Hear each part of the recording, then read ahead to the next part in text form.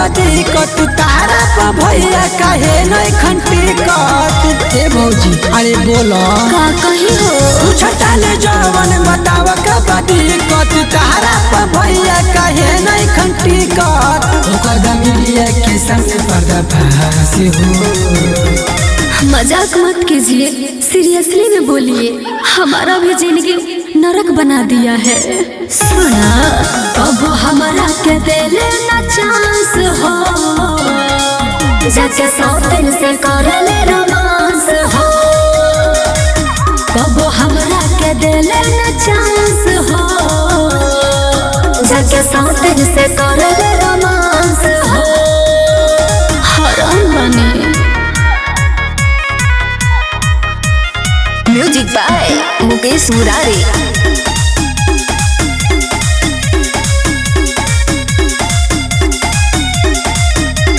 सगरो जवनिया मिलता हमर माटी में, जाके रोज रगड़ लगे हमरा टाटी में। का कही हो कब से चलो ताटे ये करनामा अच्छा कहा जालू तू के बहाना हो। ओ कैसे करेलू दुख बर्दाश्त हो।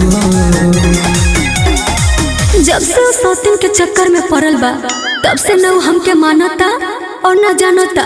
हमार तो जीवन हराम कर देले बा। आप ही बताइए हम क्या करें।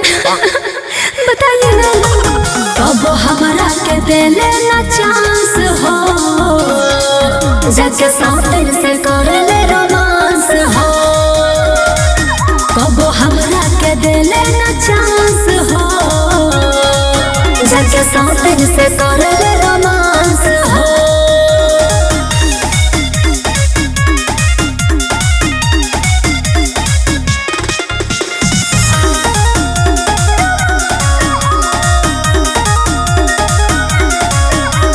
छोड़ के बेहरिया मजा को बुढ़ावेला, सोने रूपा लाल कोनो बात न बतावेला।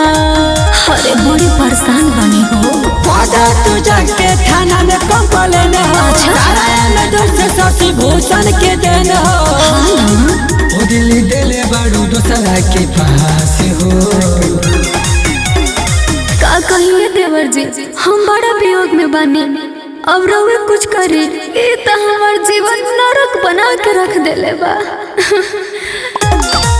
कब हमारा के दिले ना चांस हो, जाके सौतन से कर ले रोमांस हो। कब हमारा के दिले ना चांस हो, जाके सौतन से कर ले रोमांस हो। और दूसरे के रोटी बेलल खाता।